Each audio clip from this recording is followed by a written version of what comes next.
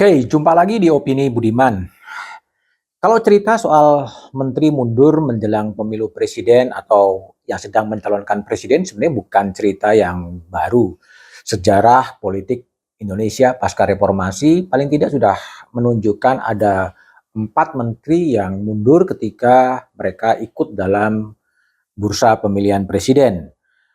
Yang pernah mundur adalah Menko Polhukam Susilo Bambang Yudhoyono ya pada tahun 2004. Dia juga kemudian mundur. Begitu juga Menteri Koordinator Kesejahteraan Rakyat Yusuf Kala di tahun 2004. Keduanya mundur dan kemudian berpasangan SBY JK dan kemudian memenangkan pertarungan Pilpres di tahun 2004.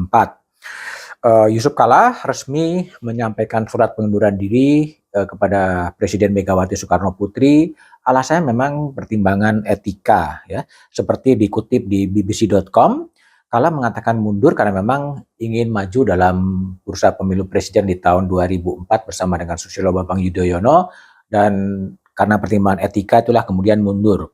Menteri lain yang pernah mundur adalah Menteri Agung Gumelar ya, Menteri Perhubungan. Agung kemudian berpasangan dengan Hamzah Has. Pasangan itu kemudian kalah dalam putaran pertama pemilu presiden 2004. Ada yang juga mundur adalah Menko Kesra Hatta Rajasa.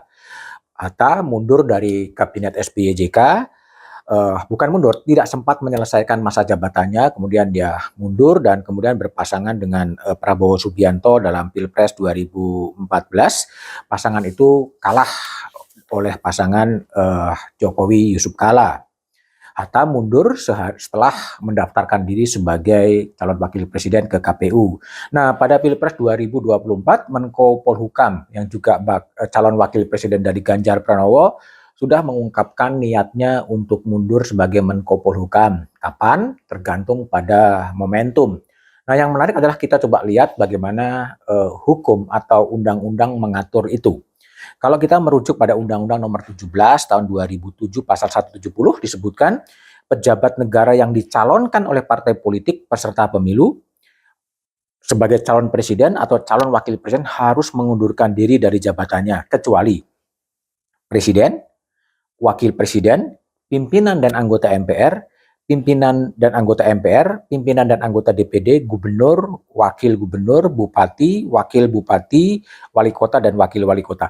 Itu adalah rumusan yang dibuat oleh pemerintah dan DPR pada waktu itu. Jika membaca rumusan itu, memang ada terkesan diskriminatif bahwa menteri memang tidak termasuk yang dikecualikan, artinya harus mundur.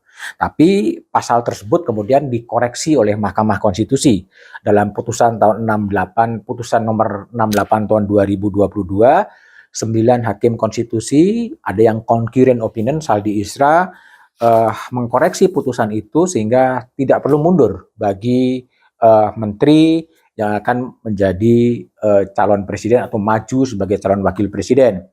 Bahwa ada kekhawatiran publik bahwa akan ada soal netralitas dan penyalahgunaan kekuasaan, ada juga perspektif yang ditawarkan oleh Mahkamah Konstitusi. MK mempertimbangkan gini, dalam perspektif adanya kekhawatiran melekatnya jabatan pada pejabat yang dicalonkan sebagai presiden dan wakil presiden akan mempengaruhi netralitas yang bersangkutan sehingga diwajibkannya untuk mengundurkan diri. Menurut Mahkamah, hal tersebut tidak berbanding lurus dengan perlindungan hak konstitusional yang dimiliki oleh pejabat yang bersangkutan. Artinya MK lebih mempertimbangkan dimensi hak dari yang bersangkutan. Terlebih di dalam 67 mendapatkan jabatan tersebut, pejabat yang bersangkutan memerlukan perjalanan karir yang panjang. Bisa jadi disitulah sesungguhnya puncak karir dari pejabat yang bersangkutan.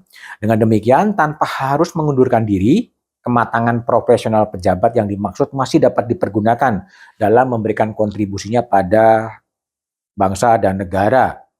Nah, itulah argumen dari Mahkamah Konstitusi sehingga mengkoreksi putusan yang sebelumnya. Ya, nah itulah pertimbangan Mahkamah.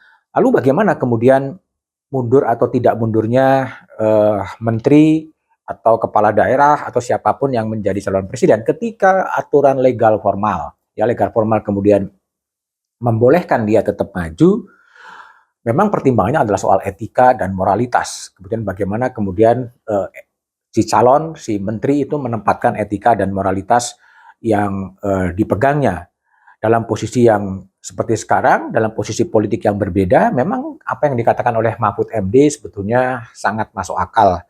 Terlebih jika setelah Mahfud MD mengatakan akan mundur dan menunggu momentum dan Presiden Jokowi akan menghormati putusan dari Mahfud MD, memang akan lebih elegan kalau kemudian Mahfud MD ya kemudian mengajukan surat pengunduran diri kepada Presiden Jokowi dan kemudian berada dalam kapal yang berbeda.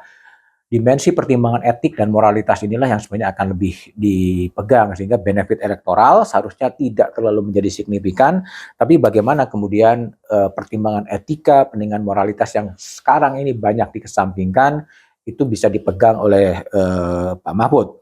Nah, kapan momentum itu akan datang sebenarnya tergantung pada Pak Mahfud MD sendiri kapan akan merealisasikan, tapi sebaiknya memang setelah pernyataan dari Pak Mahfud MD ini direspon oleh Pak Jokowi dengan mengatakan menghormati, seharusnya momentum pengunduran dari Pak Mahfud MD direalisasikan dalam waktu yang tidak terlalu lama, karena makin terlalu lama kompleksitas politiknya memang akan berubah. Tapi sepenuhnya tergantung pada Mahfud MD apakah akan menjadi kompas moral bagi bangsa ini atau tidak, dan momentum itu menjadi sesuatu yang penting.